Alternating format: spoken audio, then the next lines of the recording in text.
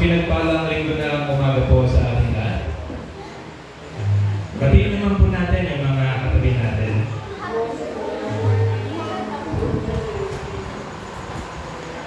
Inaliyahan ko po yung bawat isa na tumayo sa pagsisimula po ng gawain natin sa umaga ngayon. Amen. So kung meron po tayong mga Biblia, pwede po natin buksan sa mga awit, sa mga Psalms. Pwede po natin buksan sa mga awit chapter 149. Babasahin po natin yung nilalaman ng mga talatang ito. David, yan, sabi nga na habang binabasa natin ito, let us give justice to the word of the Lord. Amen? Ayan.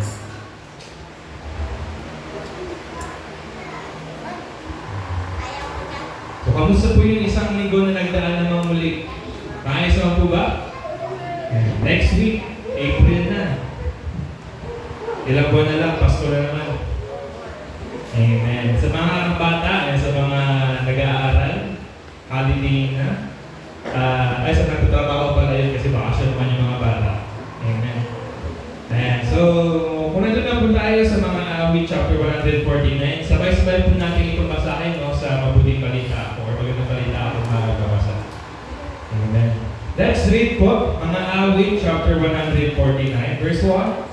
O si Yahweh ay purihin, awitan ng bagong awit. Purihin sa pagtitipon nito mga tapat sa Kanya. Verse 2. Magalang ka, O Israel, dahilan ng manlilikha. Dahilan sa iyong hari, ikaw Zion ay matuwa. Purihin sa pagsasayaw, purihin ang kanyang ngalan. Alpa tambol ay tutuin at siya ay papurihan. Verse 4. Si Yahweh ay nagagalak sa kanya mga hirang. Sa mga mapagkumbabay, tagumpay ang ibibigay. Sa tagumpay na natamo, magalak ang mga hirang. Sa kanilang pagdiriwang ay magsayang magawitan. Verse 6. Papuri sa ating Diyos, ipahayag ng malakas. Hawak-hawak ang espadang dobleng talim at aralas. Verse 7. Upang bawat mga bansa nagmalabis ay gatihan at bigyan ang mamamayan ng parusa kailangan. Verse 8. Mga harit maharlika ay kanilang bibihagin at sa tanikalang bakal silang lahat ay gagapusin upang sila'y hatulan sa kayang sa itinakda. Ito ang siyang karangalan ng kanyang pinagpala. Amen. Tulad po sa binasa ng ating salita, sa salita ng Panginoong Hesus na mapagkumbaba ay magtatagumpay. Amen. So, as we humble ourselves in front of the Lord, ibig sabihin, as we lay down everything in front of God, without hesitation, without reservation, hindi malayo na tulungan tayo ng Panginoon sa kung ano man yung pinagdadaanan, ano man yung sitwasyon, ano man yung katagumpayan natin, lagi natin kasama yung Panginoon. Amen? So, let us pray. Dakilang Diyos, o aming Ama, nagpapasalamat kami, Panginoon, sa buhay na ibigay mo sa bawat isa. Salamat po, O Diyos, dahil patuloy nga na ikay nagiging tapat. Hindi lamang sa amin, kundi sa aming pamilya, sa mga tao na papaligiran namin, at sa bawat isa na iyong mga nilikha, Panginoon. Lord, as we gather here today, turuan mo po kami, Panginoon, ng pagpapakumbaba sa iyong harapan. Ilatag mo po, Panginoon, yung biyaya mo walang katapusan sa bawat isa sa amin. At kung ano man, Panginoon, yung mga sitwasyon ng buhay namin, either it is victory or God or defeat, either we are in transgression, Panginoon, in sickness or in health, Lord, hindi nagbabago yung kabutihan mo. Hindi nagbabago yung katapatan mo sa buhay namin lahat. Kaya naman, Ama, as we start today, we sing with songs of praises, with worships, O God, hindi ito patungkol kung sino kami, kung ano yung ginawa namin. Patungkol ito sa kabutihan mo na nag-uumapaw simula ngayon, bukas at magpawalang hanggan. Ama, salamat sa kapatawaran na iginawad mo sa bawat isa sa amin. Hindi dahil kami ay mabuting nalalang, kundi dahil mabuti, tapat ang iyong anak na Panginoong Hesus. Kaya naman, Lord, habang sa pagkakatipo namin sa umagang ito, nawa ikaw ang maluwalhati, maitaas, at sa iyo lamang maibigay lahat ng kapurihan. And to you, Lord God, we give all the glory, honor, and adoration sa pangalan ng iyong anak. In Jesus' name we pray. Amen. Amen.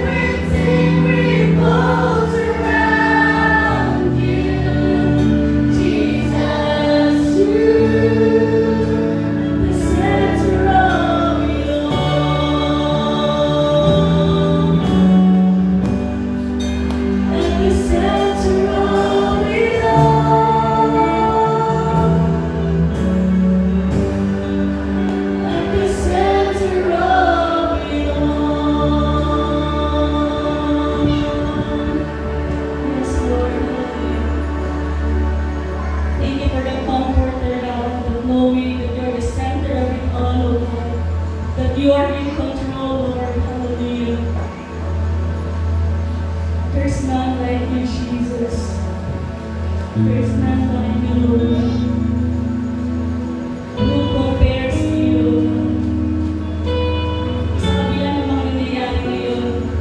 You who calm the raging seas sa buhay namin, that keep crashing over us, Lord.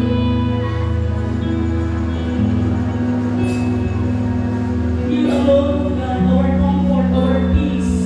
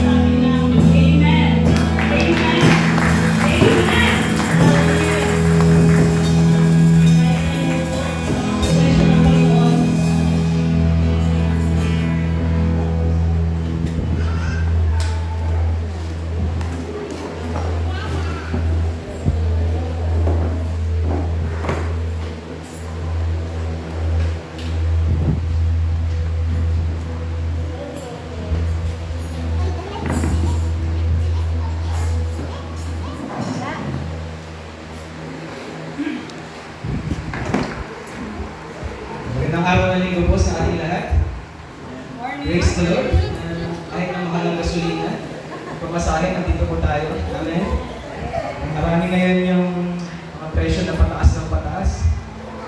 Sinasabi na palubog ang ating ekonomiya pero hindi ito maiyahan ng mga itaas natin ng ating Panginoon. Amen?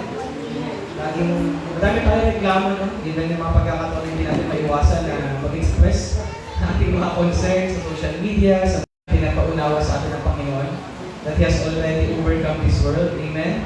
That we should take heart, takasan natin ang ating mga loob. Natin sa pagulita ng araw ng pagsasakripisyo ng ating Panginoon ang kanyang sariling buhay sa cross. When He died on the cross, so nagbitaw po siya ng muling 7 wika at yun po yung ating hihimayin sa araw po ng Biyernes. So everyone is invited sa kalagitnaan ng init. So we will be starting ng 1:30 p.m. sa araw po ng Friday. So sana po tayo lahat ay makarating. Amen po? And binabati ko rin po lahat ng mga nanonood sa atin through our Facebook Live.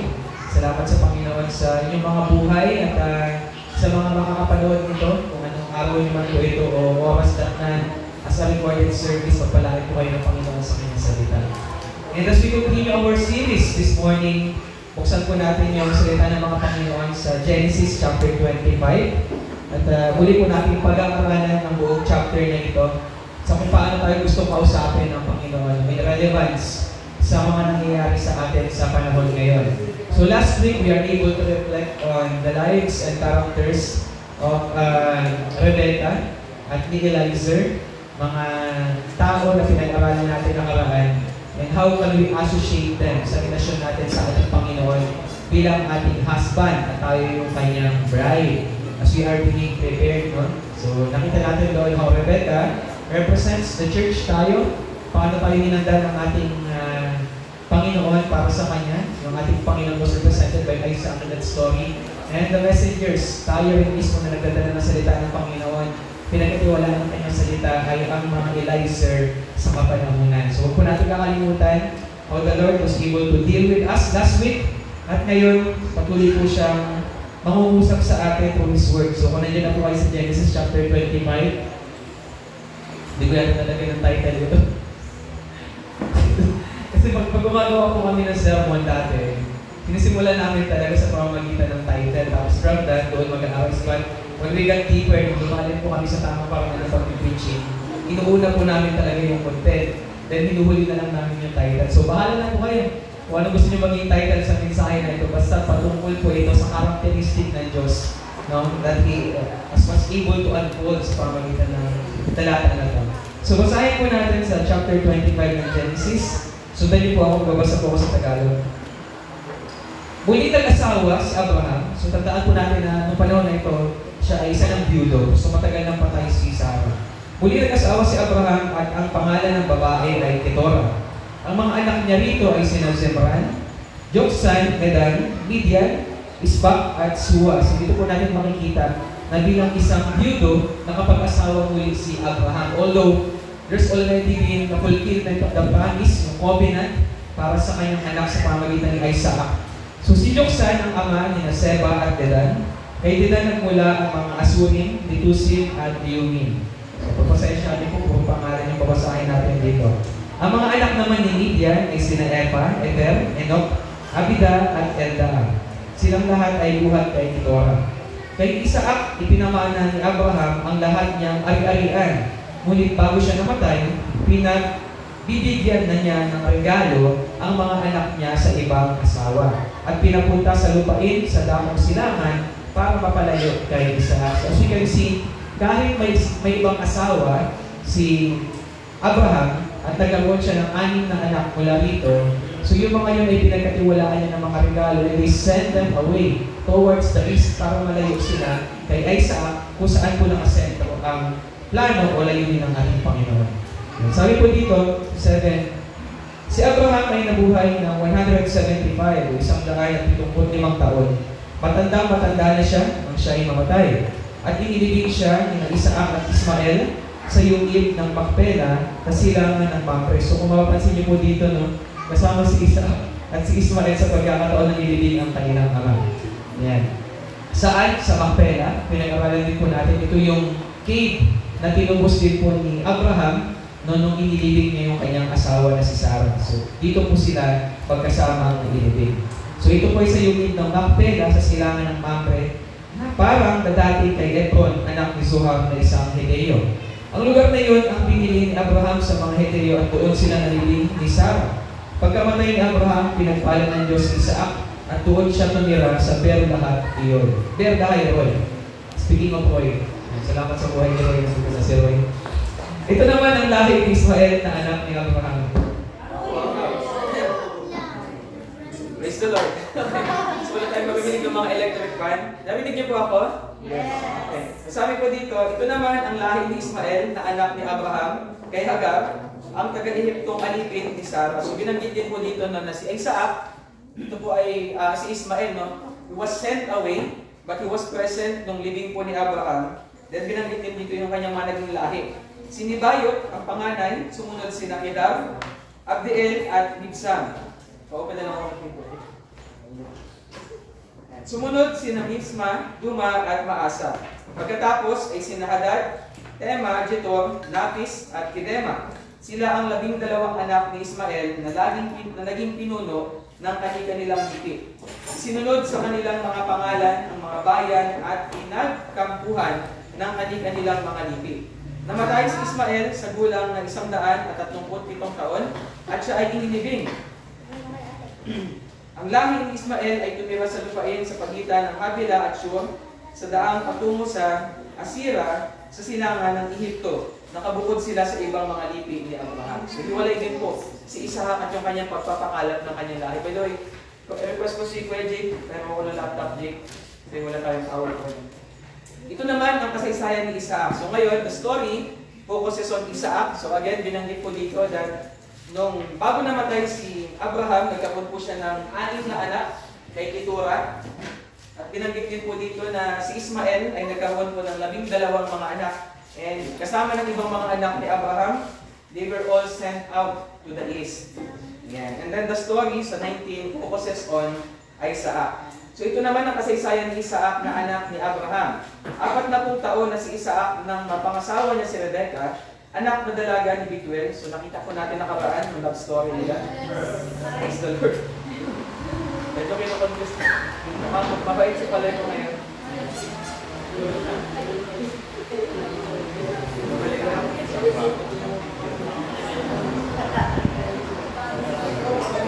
Okay pa kayo? Okay pa? Yan. Okay, so ilang taon daw? Ilang taon si Isaac nung siya ay nakapangasawa? 40. So sa mga 30 dyan, hindi pa late. Baka yung kamelyo nag-aabang na sa mga bahay ninyo, no? Hindi mag-aanak si Rebecca, pinabanggit ko dito, no? Although, nagkaroon po, sino nag-arrange ng marriage ni Rebecca at si Isaac? It was God. But Rebecca could not have children, hindi siya mag-aanak. So sabi dito sa 21, hindi mag-aanak si Rebecca, kaya nanalangin kay Yahweh si Isaac. Dinig naman siya at si Rebecca ay naglihi. Kambal ang kanyang dinadala at nasa tiyan niya pa ay nagtutulakan na ang dalawa. Kaya nasabi ng ina, kung ngayon pa ay ganito na ang nangyayari sa akin, bakit pa ako mabubuhay? So parang in distress si Rebecca kasi nararamdaman niya during the period of quickening, no, yung paggalaw ng bata. Nag-aaway yung dalawang bata doon sa kanya sila pupunan. But by this time, hindi niya pa alam na ito po ay kambal kasi ano reason? Wala pang ultrasound noong panahon na yun. Okay? So kambal ang kanyang anak at pinadala na sa tiyan pa nagtutulakan na ang dalawa. Kaya nasabi ng ina, kung ngayon pa ganito na ang nangyayari sa akin, bakit pa ako mabubuhay? So nawalan po siya ng pag-asa. Kaya siya ay nagtanong kay Yahweh, ganito naman ang sagot ni Yahweh. So dahil walang ultrasound noon, si God mismo yun nag-reveal kung bakit in distress yung sinapupunan ni Rebecca. Ito yung sagot ni Yahweh, 2 sanggol ang dala mo sa loob ng iyong tiyan. Okay? Larawan ng 2 bansa at magiging magkalaban. Magiging higit na malakas ang mas bata kaysa sa nauna, kaya maglilingkod ang mas matanda sa bata niyang kapatid.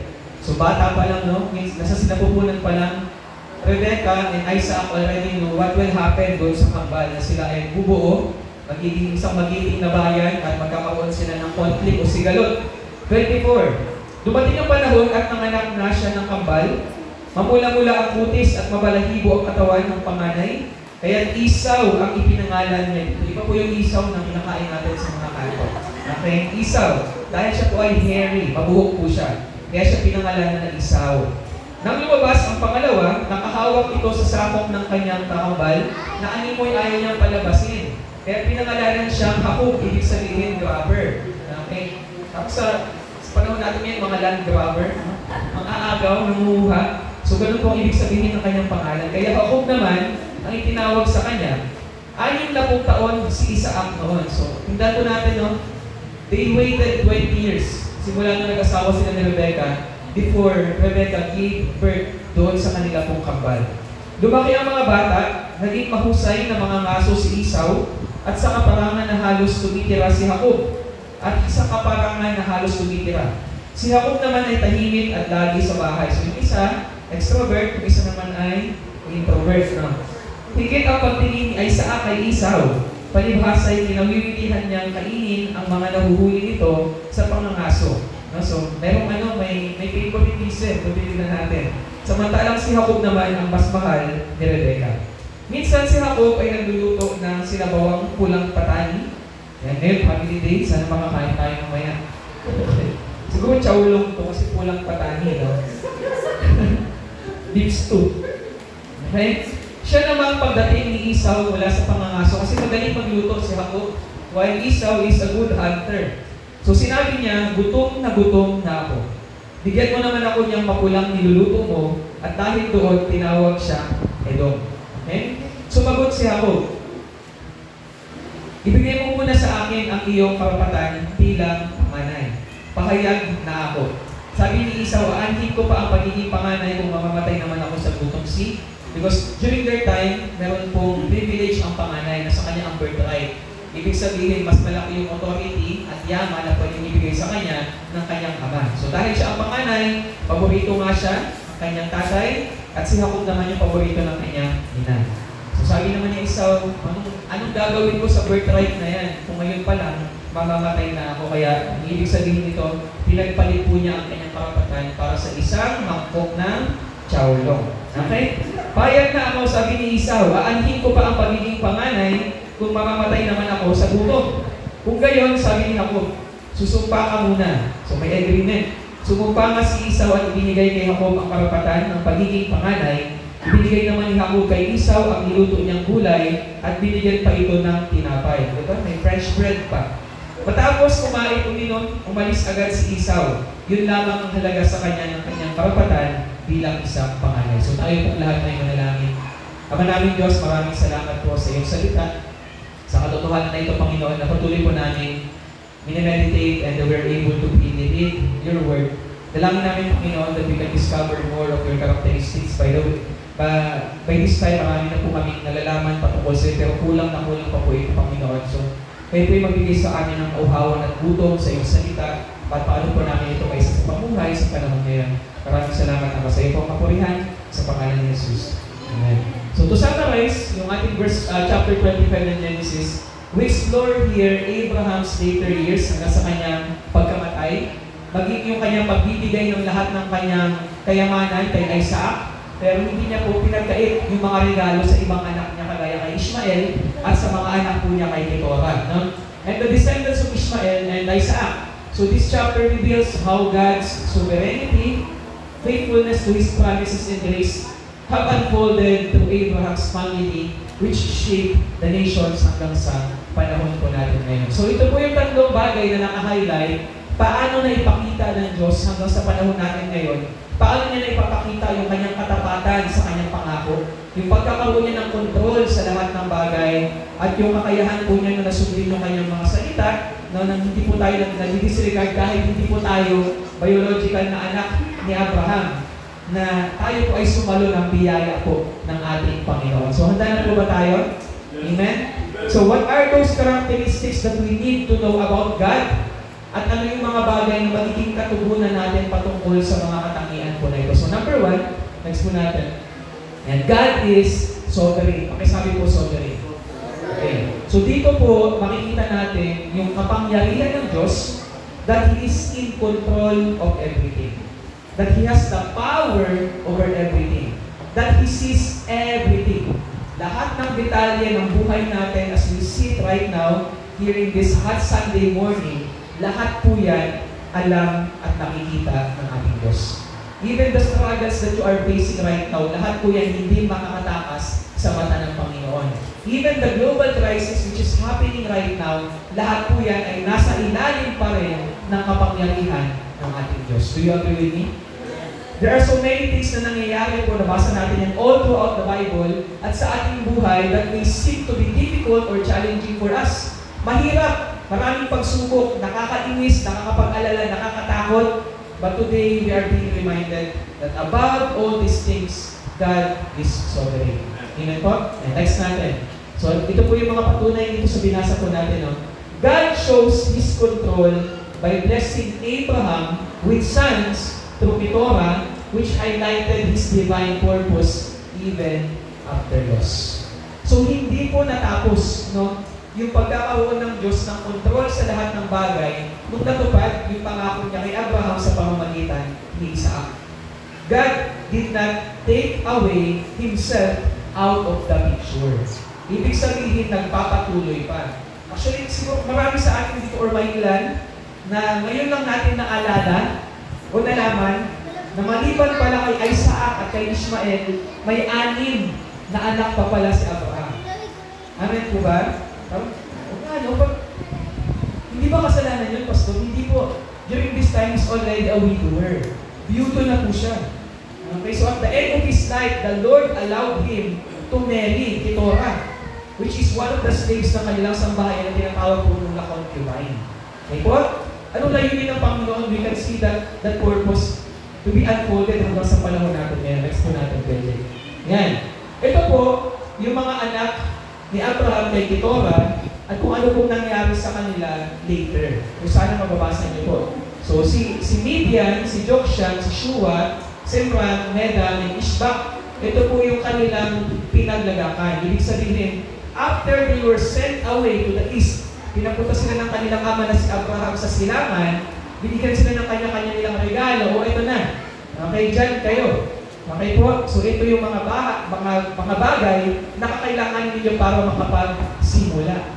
It's like Abraham, as a responsible father, nagsasabi siya ng kanyang pamamaalam sa kanyang mga anak, but of course, iba si Isaac. Lahat ng kanyang kayamanan at kanyang pag-aari na kay Isaac because he is the son of the covenant. Pero, as a responsible father, mga biological son niya, binigay niya rin po ng regalo itong kanyang ibang anak. So saan sila napunta? Kagaya ni Midian, siya po ang pinagmulan ng lahi ni Jethro. Kung makikita po natin sa Exodus, doon po nakahanap si Moses ng kanyang asawa. Si Jethro po ang kanyang father-in-law. Doon po siya nagstay sa Midianites. At doon siya nanatili ng 40 years as the Lord prepared him to rescue the Israelites in the hands of Pharaoh sa Egypt. So malaki po yung kanilang role. Sa amen po? Amen? Then, yung iba, mabasa niyo po dyan, so he became ancestor of Sheba. Kilala niyo po si Sheba? Yan po yung pinanggalingan ng lugar kung saan ang galing yung Queen of Sheba na isa sa mga girlfriend ni Solomon. Na nag-inlove sa kanya nung pinakinggan siya kung gaano siya kagaling magsalita. Okay? They are one of the most famous traders during the time of Solomon na talagang sabihin natin, legal na flood control, legal. Okay. Ang dami talaga ng pumasok na pera sa Israel sa pamamagitan ng agreement ni Solomon at ng Queen of Sheba. Okay, maganda siya, kaakit-akit siya, mayaman siya, but he fell in love with Solomon. Okay? So the rest, yan po si Bildad, the Shuhite, yung pinagalingan po ng kaibigan ni Job na nag-comfort sa kanya during the time na siya ay naghihirap. But other studies also tell na nauna po ang kwento ni Job kaysa kay Abraham. But nevertheless, makikita po natin that God is always in control of everything. So si Sitram naman po, siya yung pinanggalingan ng city, that is associated to Sabran, then caravan traders, and then others. Ang Isyabuk na pinanggalingan din po ng ibang ethnic ng mga Islam. So marami pong mga bagay na nasa control ng Panginoon. Okay? So to move forward, next natin, Reggie. Okay, so virility ni Ishmael's son. So nakita po natin kung paano kumilos yung Diyos sa mga anak ni Keturah. Okay? So naging kagamit-gamit sila para sa mga taga-Israel. Whether they been, sabihin natin, an alay, or an enemy. Kasi yung mga Midian, nakalaban po yan ni Gideon. Amen? So during that time, meron siya 300 warriors and they were able to defeat the entire Midianites.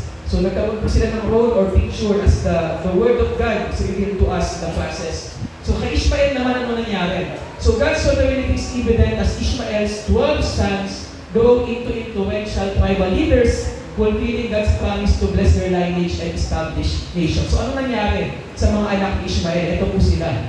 Hanggang sa kapanahunan ngayon. Si Nebayot, explain dito sa Tagalog kasi. Nebayot. Okay, the Nabateans, they built the famous city of Petra. Okay, or the rock, no?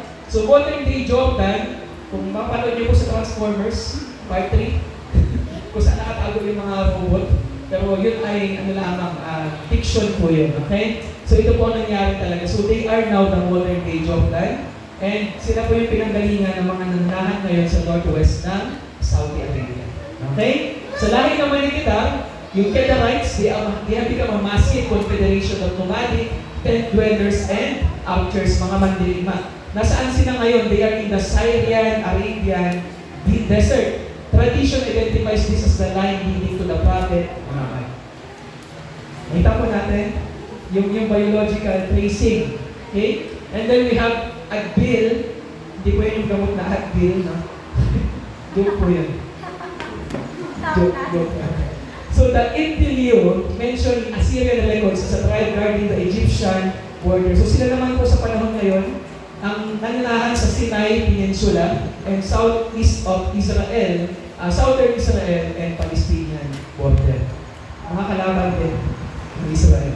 Okay? So next natin. Si Libsam, ngayon po sila yung pinanggalingan ng lahat na nananahan sa Northern Arabian Peninsula. Si Nishma naman sa Central Saudi Arabia. Si Duma, siya yung pinanggalingan ng lahi sa Northern Saudi Arabia. Sa Masa, sa Northern Arabian. Steep towards the Euphrates. Next po natin. And then si Hadad, Southern Syria and Northern Jordan. Tema, pinanggalingan ng Taima, Saudi Arabia, which is still a populated city up to this day. So yung iba dyan, no? Dyan nagtrabaho si Shem.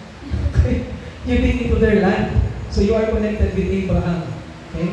So Jitor, Golan Heights and Lebanon region, Napish, Southern Syria and Horan region, and then we have Kedema, of course, Western Iraq and Kuwaiti borderlands. So sa madaling salita, alam ng Diyos na sa simula pa lang kung ano nangyayari sa atin ngayon ay nasa ilalim na ng kanyang kapangyarihan. Amen, church? Of course, there's always a consequence no, sa mga maling decision na nagawa ni Abraham. And kasama po doon si Ishmael. But as a responsible and faithful father, hindi niya pinabayaan itong batang ito. Kung matatandaan natin sa mga nakaraang chapter. Sorry, pinapaus na ako. Kung matatandaan natin sa mga nakaraang chapter, hindi pinabayaan ng Diyos si Ishmael. Diba, lumayo na sa kanya si Hagar. So, she was crying out, ikaw nang bahala sa anak ko kasi hindi ko kayang makita siya yung mamamatay na.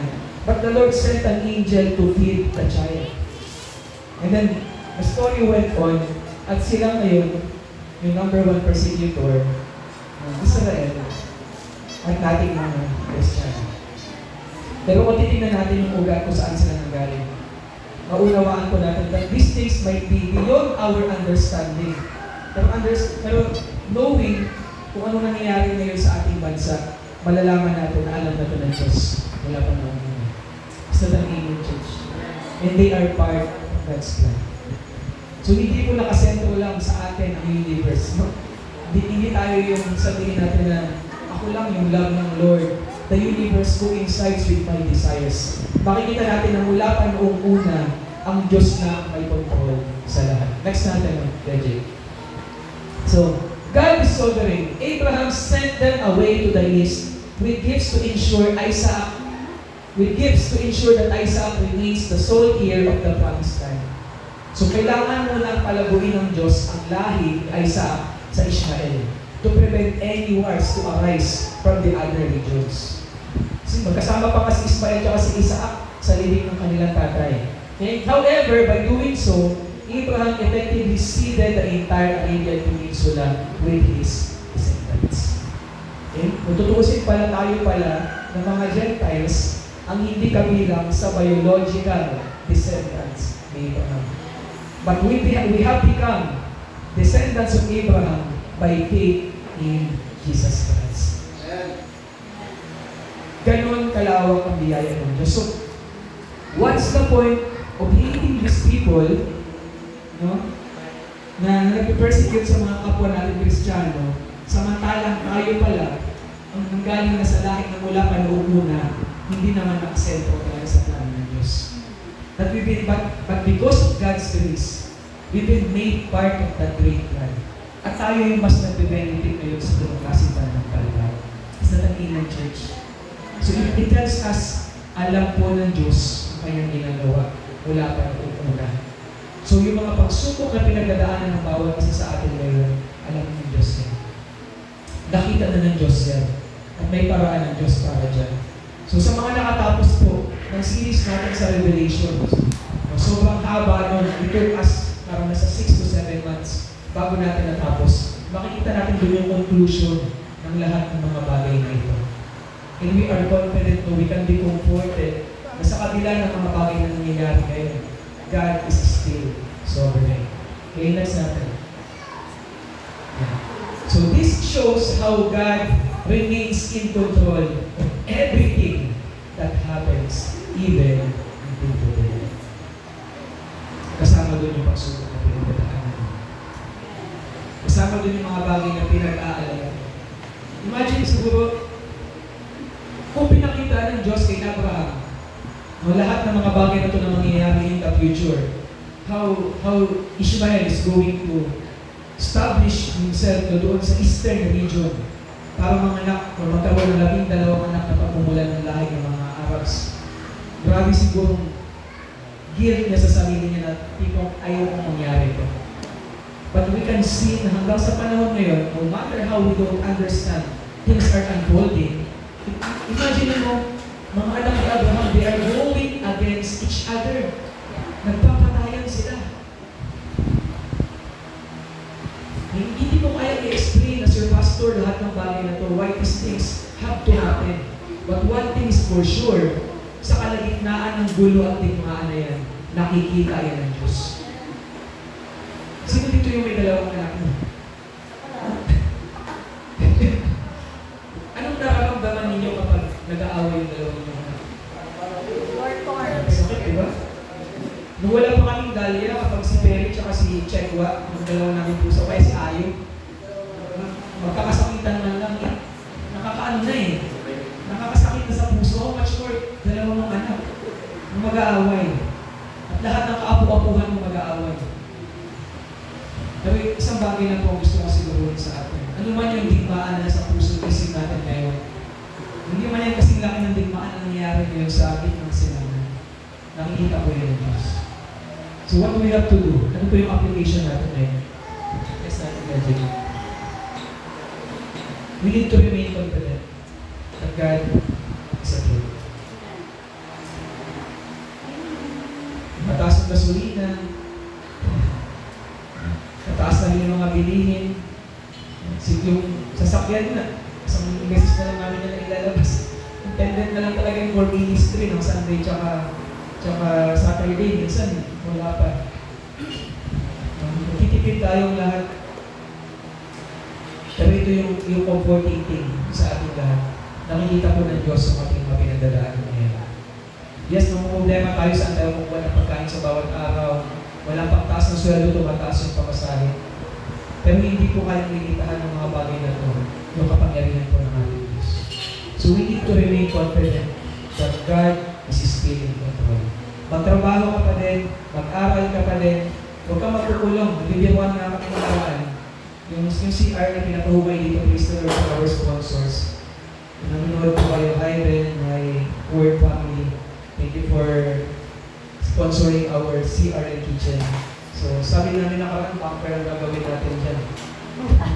Para makapagtago ng nagkaroon ng matinding economic crisis. Pero kidding aside, hindi po kaya ang limitahan ng wisdom natin, kahandaan natin, or vigilance natin. Yes, we need to be vigilant. In these trying times, kailangan natin makapaghanda, mag-imbak ng pagkain. Those are the wise things to do.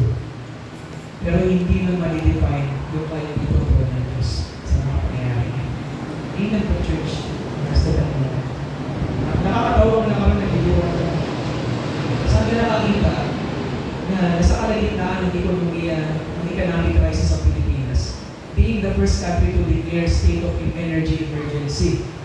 Pero ito pa yung panahon, nagpapagawa tayo ng CR at kitchen. Palakpakan po natin ang Panginoon. In the middle of crisis, sa kalagitnaan ng tagutom at hirap, mga bills natin ngayon, mga bagay na pinakatakutan natin, kayang mag-provide ng ating Panginoon. So we need to remain confident that He is still good. Alam na po ng Diyos yan, wala pa nung simula. Diba? Imagine po, hindi na naman kakayaan na magutom si Ismael sa disyerto. Para hindi na makapagdami ng lahi, hindi sana ang ganda ng buhay ng Israelites ngayon. But the Lord allowed that. Sa katotohanan na, itong mga Israelites, sa tanong natin ngayon, the Jews don't believe in Jesus. So we are blessed to be reached by the gospel. At tayo naman yung gagamitin ng Diyos para i-benefit naman yung lahi ng mga tao. Sa pag-inan. Pangalawang katangian ng Diyos. Alam niyo na to. Yung ilang beses na natin ginalik-balikan to. God is a promise-keeping God. Masakit na mabitawan ng pangako na hindi kaya ito pa rin na nagbitaw sa'yo. Tama po ba? Sino dito yung mga napangakuan na hindi pa natupad? Nagbitaw ng pangako na hindi rin natin natupad. So we fail. Eventually, as human beings, talagang nagkakamali, sablay talaga tayo nagkukulang tayo, pero yung Diyos na sinasamba natin is a promise-keeping God. Saan natin matatagpuan ang mga pangako ng Diyos? Sa kanyang salita. Amen? The more that you read the Bible, the more that you will know about the promises of God, the less you read about the Bible, the less you will be knowing about the promises of God. Sabi sa kantang lagi pinapanood ng Vidalia, read your Bible, read every day, and you grow. But when you forget to pray at hindi mo basahin yung Bible mo, you shrink. And so, paano mo nakita yung katangian ng pagiging promise-keeping ng Diyos sa ating binasa? Let's start again. God's promise to Abraham is beautifully fulfilled through His covenant son, Isaac, and his descendants, showing His unwavering faithfulness. May favoritism yung mag-asawa. Sablay ka agad sila. The Lord has already declared what will happen to these nations, to these children. Pero bakit nagkaroon pa rin sila ng favoritism? Alam mo na, magiging magkaawa yung anak mo, bakit magkakaroon pa kayo ng magkaibang gusto? Doon po makikita yung weakness ni Isaac. Doon po makikita yung weakness ni Rebecca as human beings. They have contributed to the conflict between their children. Ngayon, ganun din. Marami rin tayo kapag sumasablay po talaga tayo bilang mga tao. But we have a promise keeping God. Yes, natin. So, promise of God, tinupad niya kay Isaac sa pamamagitan ng kapanganakan ni Jacob at ni Esau. Yan yung kambal. Okay na. Natupad niya na yung kanyang pangako. Natupad niya na yung kanyang pangako. Amen. He is at work with His promise, but He did not limit that promise within the family. The promise was extended to other biological sons and sons of faith, which is tayo. Anong pangako ng Panginoon kay Ishmael when he was dying as a teenager in the desert? I will make you into a great nation. He fulfilled that. Kita natin, 12 ang anak ni Ishmael. Lahat sila kaaway ng mga anak ng Isaac. But in spite of that, he fulfilled his promise. He is still at work. See? Yung mga bagay na pinoproblema ng mga tao, hindi nun kayang i-box o kayang kabutihan na gawin ng Diyos. Amen. Okay? So God's mercy extends Abraham's other sons that include us. Hindi lang nalimitahan yung pangako ng Diyos sa pamilya o biological family ni Abraham. That promise, no?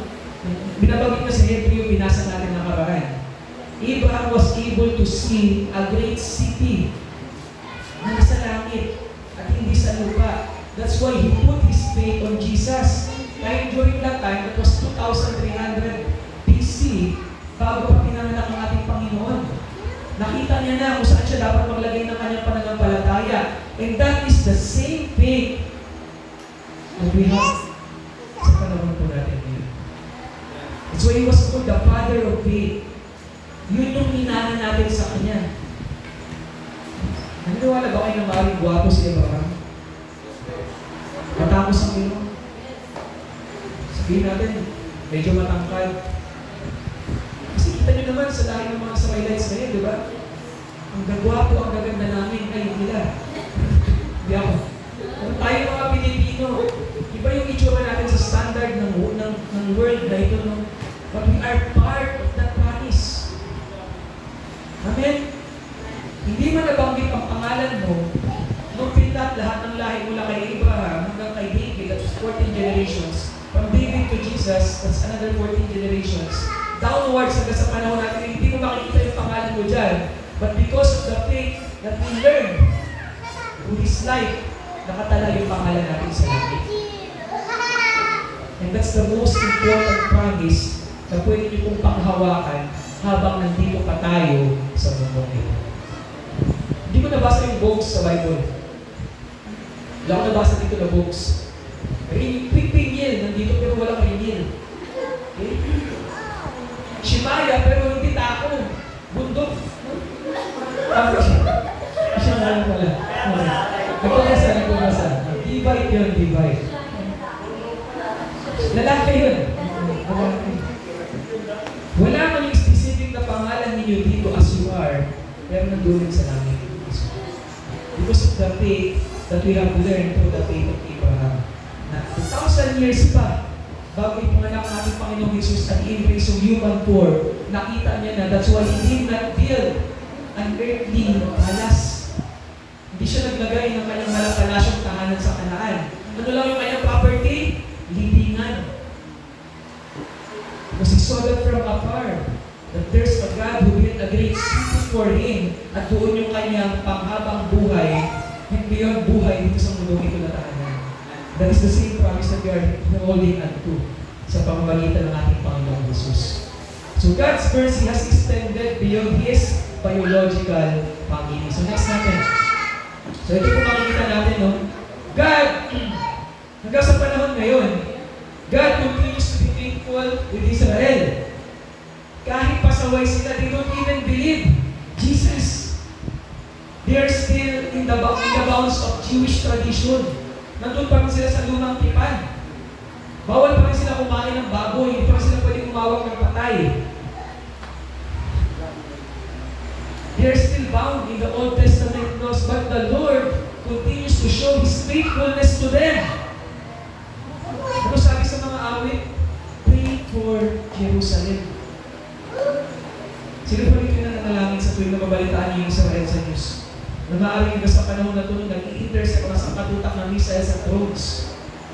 You see the hand of God at work in them. Napakaliit na bansa, pero they are the most advanced when it comes to technology. Kaya nakakita ng mga missile na nag-i-intercept ng nanotech, bigla na lang nagsasabugan. That's the hand of God. Ano sabi ng Panginoon sa kanyang salita? Hindi darating ang araw at oras na ito hanggang hindi nababalik ang salita ko sa dito ng galing. At saan yun? Sa Jerusalem. God continues to show faithfulness to them. Hindi lang sa kanila. He also continues to show His faithfulness with the Arabic nations. Sa linggong ito, we did just this week, or sabihin natin, we did the first month of the war, which is still going on. Ang dami po ng mga Arabs na nagbibigay ng buhay nila sa Panginoon Jesus. Bibles are being sent to Iran. Yung pagkamatay po ng kanilang Islamic leader has opened the door for the Bible to penetrate the country. And they are receiving the Word of God up to this point. They're able to understand who Jesus is. See? Is that an na sa kalagitnaan ng digmaan ito, mayroong kaligtasan. Amen. God continues to shower His faithfulness to the Arabic nations. Kahit galit na galit si Trump sa kanila. No? Hindi ko alam kung anti-Trump or pro-Trump kayo. Basta ang alam ko, malapit nang i-blow yung first trumpet. Malapit na mag-rapture. Everything that's happening is within the control of God. Lastly, God continues to be faithful with us. Tayo, kahit wala tayo sa lahi ni Abraham, wala tayo sa lahi ni Isaac, hindi ka man nakabilang sa lahi ni Ishmael, but by faith.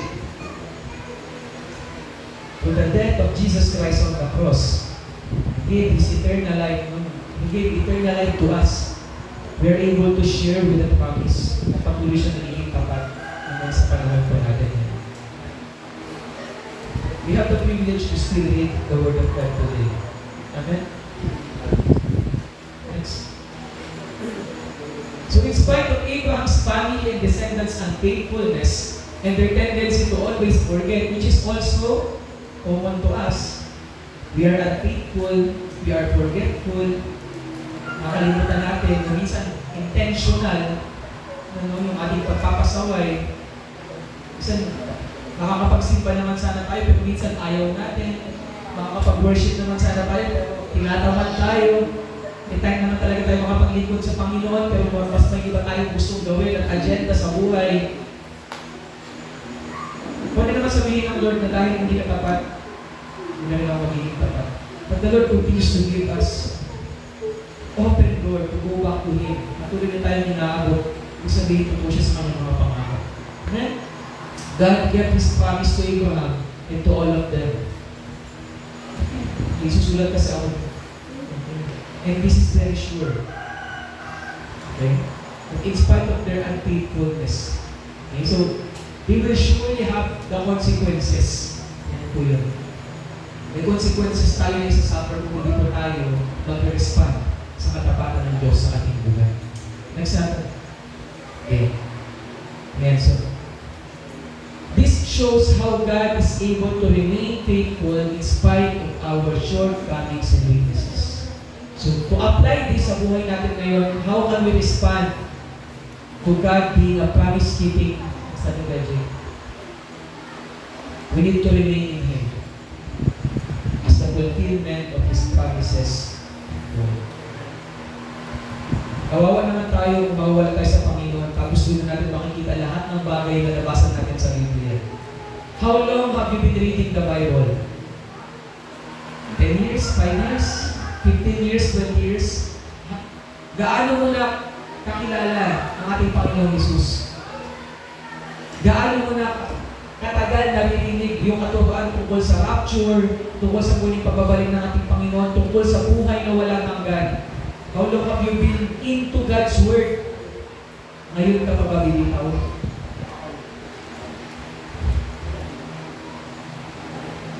Kailan darating ng Panginoon? Kung nakakaalam ng araw o oras na yun. Yes, we can have computations ng mga timeline. We can see Israel, no?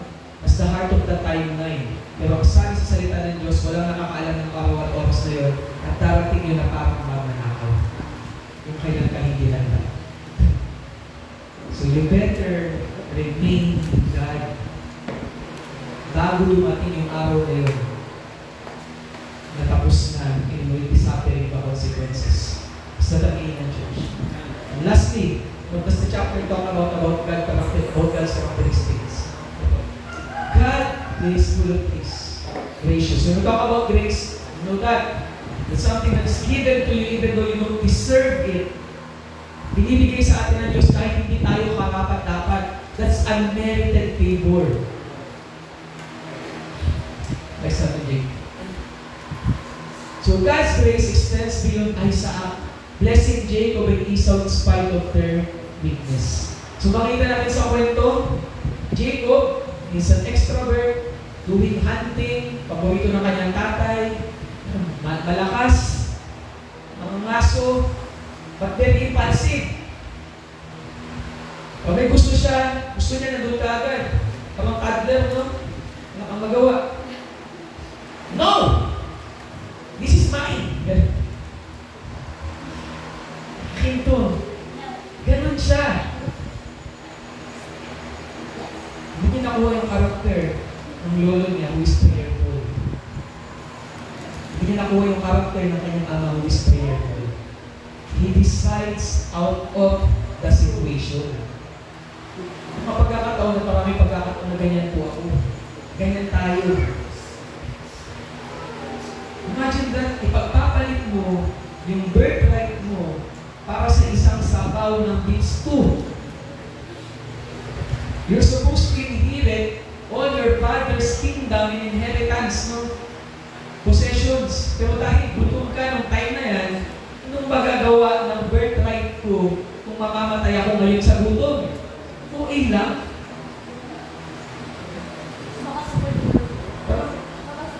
Hello, Esau, di ka mamamatay.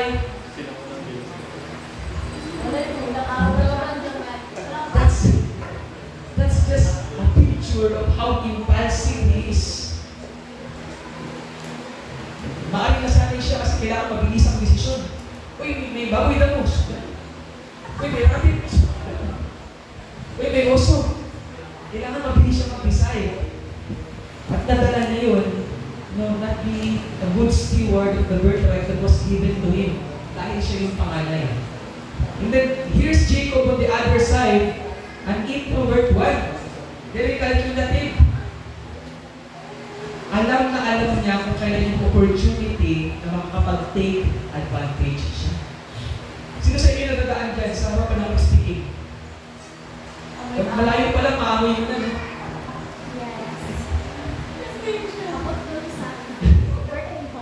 Nakakagutom, di ba?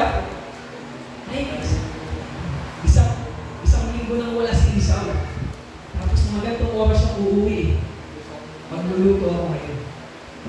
Dinamihan niya yung sahog.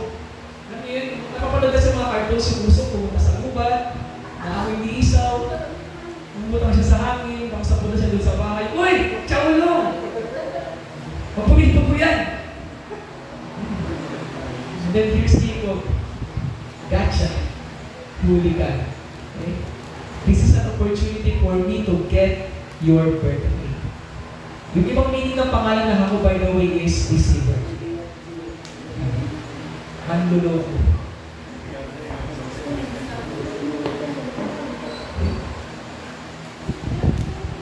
He grabbed yung heel nung kanyang kuya, nung bata pa ito. So, shows yung bata pa lang talaga. Yan yung mga delikadong tao na tahimik. Tahimik lang, no? Pero ang laki na pala ng pera sa bangko. Saan galing? No, ang dami niya na palang komisyon na nakuha kung saan-saan. That part of the story tells us that Jacob and Esau themselves are not perfect. So, amen? Pero, hindi tinigil ng Lord ang biyaya sa kanila. The same thing goes with you guys, with us all. Anong weakness mo? Anong bagay yung kahinaan mo? Which makes you think na hindi na magiging faithful ang Diyos sa'yo. What makes you think na sasabihan ka ng Lord na hindi tapat, na tamad, na alipin?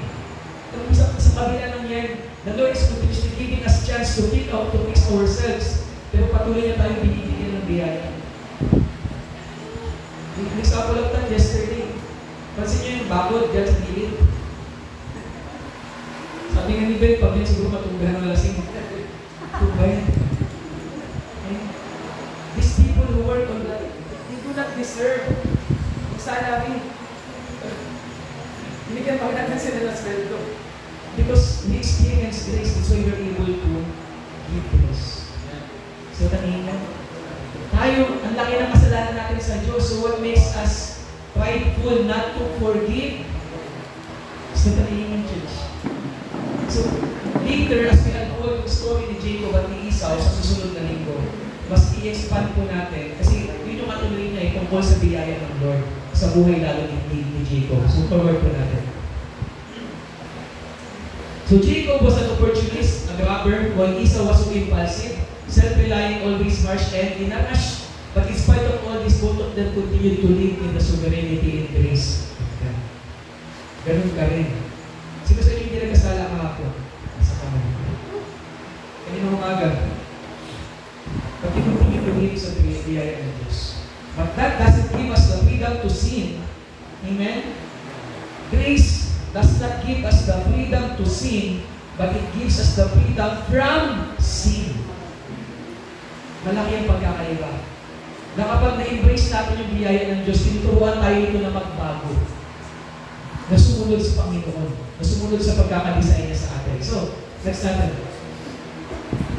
This shows that God's actions towards us is grounded on His eternal purpose and is sustained by His grace. Hindi mapipigilan ng ginagawa mo ang gagawin ng Diyos sa buhay mo. Yes, He will allow you to suffer. You will face the consequences, but He will continue to remind you. Pero sana huwag mo nang antayin yung pagkakataon na wala nang opportunity. So, the Amen, church. So, to apply this, sa panahon natin ngayon ay wala pa pala. Balik-balik. So, grace in Isaac's family is evident in the story of Esau and Jacob, illustrating how redemption and reconciliation can emerge even from deep conflict. So, ito po yung pag-aaralan natin sa susunod na rin. Paano sila pinag-ayos ng Diyos? So, paano natin makikita yung grace ng Lord at work in their lives? Next. So, application, we need to remain grounded on His grace. Ang biyaya ng Diyos ay hindi nagbibigay sa atin ng karapatang magyabang sa mga hindi pa nakakakilala sa ating Panginoon. Eh, kung makikita niyo yan sa mga Christian pages, no? Maraming mga kapwa natin Kristiyano yung nang lilibak ng ibang mga tao just because they know about the grace of God.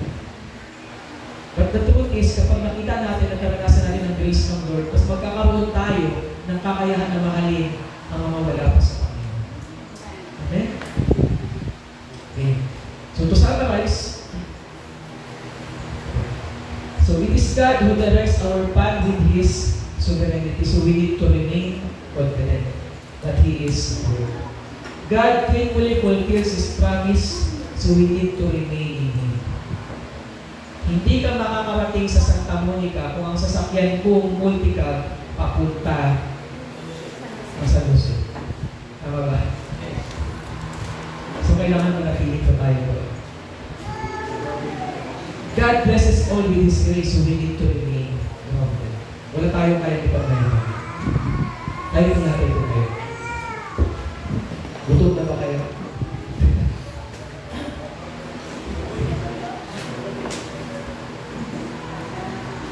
So we can really see here, next natin ka, Jake. To Genesis chapter 25, maraming mga bagay na nangyayari sa mundo ngayon na nakaugat talaga sa Biblia. Grabe, no? Before all these things happen, na ilagay na sa salita ng Diyos. So what makes us doubt the Bible? Wala. Lahat ng mga bagay ngayon na nangyayari sa mundo can be supported by the history that we can see in the Bible. Grabe. So doon talaga natin makikita na may control na ang Panginoon sa lahat nito. Nagpapatayan yung mga anak ni Abraham, pero kung concern tayo doon, mas concern ng Diyos. God continues to be faithful with Israel, with the Arabs, and with us, the Gentiles, who were grafted in doon sa promise ng Lord sa pamagitan ng ating Panginoon Jesus. So wala tayong kayang ipag-yabang. Amen? So the challenge, with what is happening sa buhay mo ngayon, sa mundo ngayon, sa school, sa trabaho, we are encouraged to be confident on this. God's ability to take control of everything. So we dwell in Him as His eternal promise and goals, and we grounded in His grace that we can share to others. So kaysa ipagyabang po natin ang nakuha natin na biyaya ng Diyos, to share that to others. Kaysa sakupin tayo ang damdamin ng ating pag-aalala sa lahat ng bagay.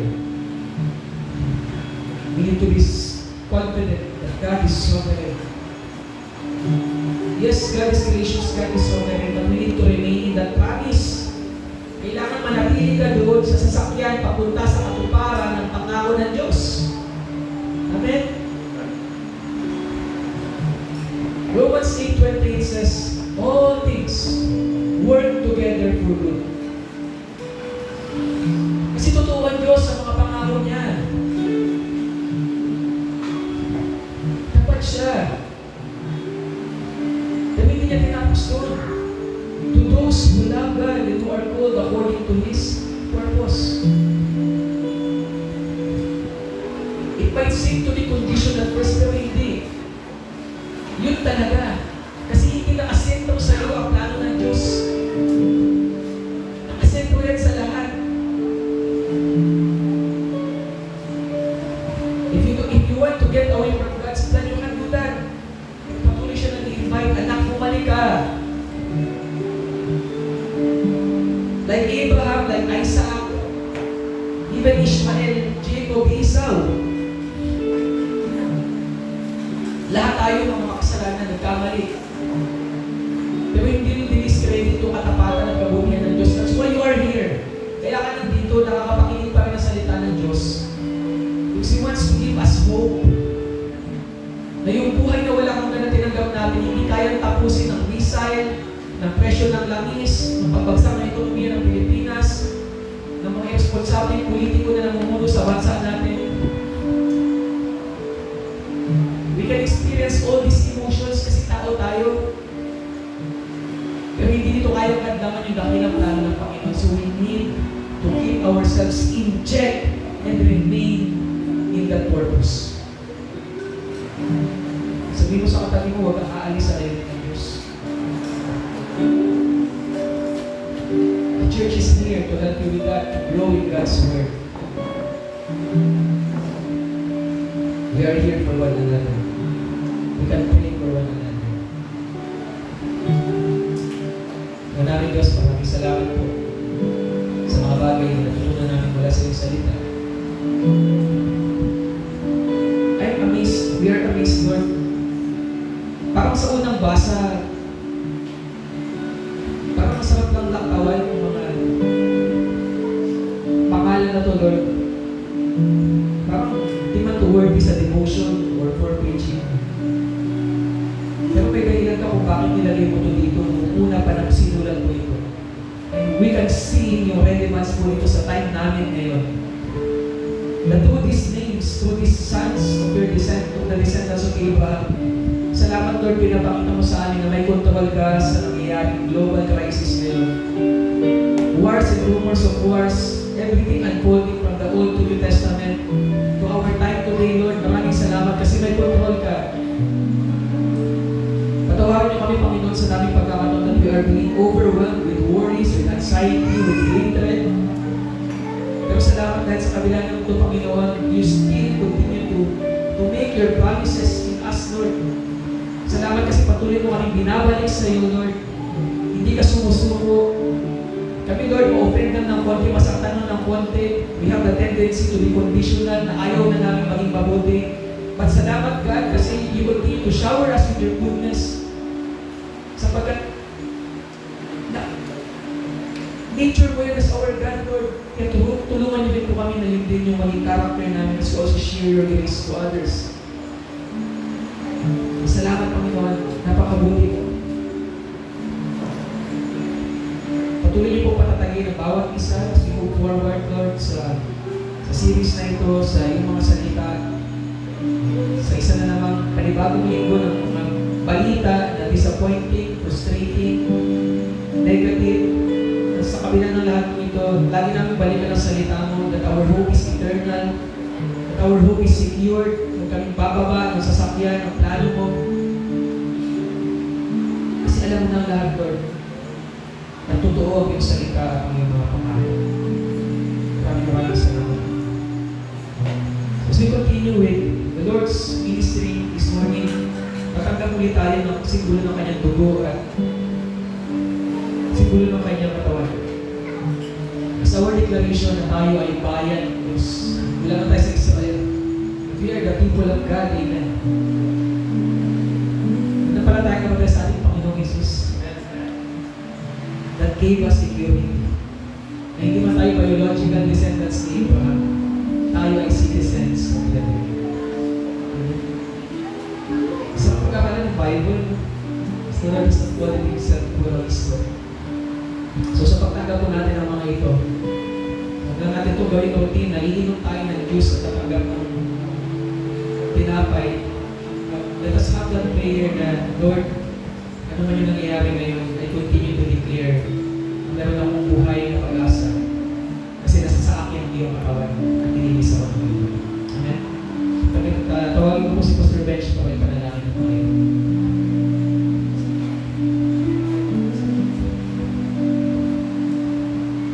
Sige po, let us pray para sa sintulo ng kalawag ng Dugo ng Panginoon.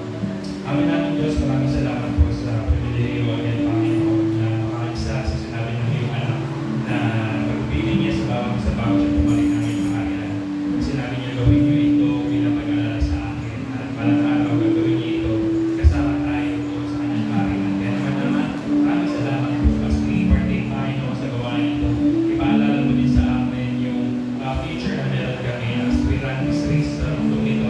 At balang araw uuwi kami matagumpay niya sa iyong kaharian. Sabihin mo sa amin welcome aking lingkod. Kaya naman maraming salamat po na ikaw ay patuloy na bibigay sa amin ng pag-asa at buhay ng pag-asa Panginoon.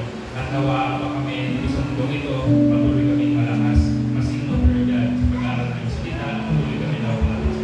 Lord, yagaan po namin lahat ng Diyos sa iyong pangalan. In we pray. Amen. Makakuha na po tayo siguro sa katawan ng Dugo natin.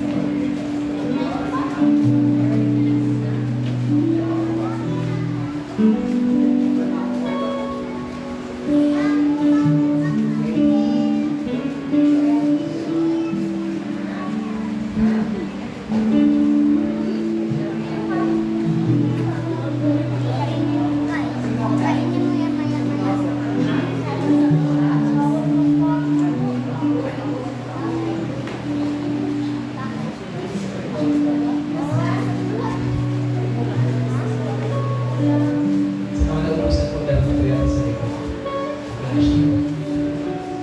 Praise the Lord. Mas hindi madami tayo.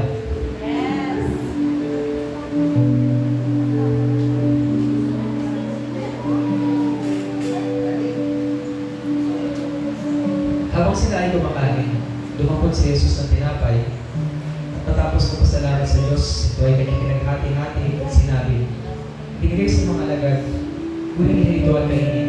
Ito ang aking katawan. Kainin po natin ang simbolo ng katawan.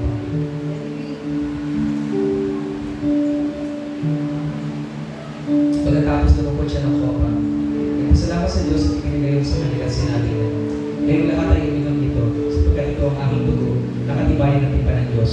Ito ang aking dugong ibinubuhos para sa kapatulong ng kasigahan ng iba. Kunin po natin ang simbolo ng dugo ng Panginoon.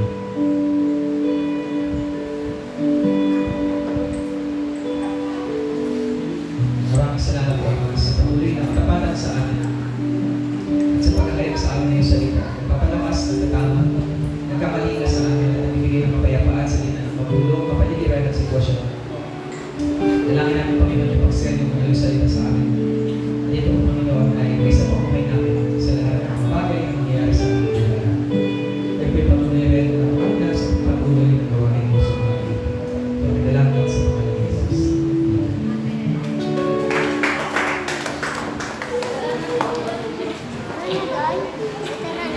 Kunin nyo na yung gamit mo.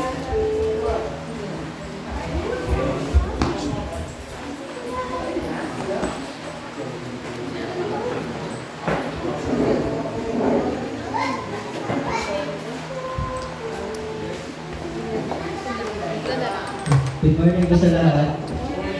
Sa akin,